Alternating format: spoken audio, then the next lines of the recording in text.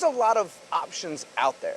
And some options are as basic as I can tell when my machine has a red light or a green light or a yellow light. And some are so overly complicated you have to hire a team to try and gather any information from that. But Datanomix kind of sits in that profound middle area where you go, we can give you all the information and we're going to do it for you and give you that data. Is that kind of how you see it as well? Yeah, so I mean, we're a decent sized job shop, but I don't have an IT team and, you know, multitudes of people that can, you know, implement and champion all this through the shop, right? I mean, it's going to be me. It's going to be my managers and Brett and Kyle and Corey. I mean, they're going to be out here doing this. So I needed something that was well supported.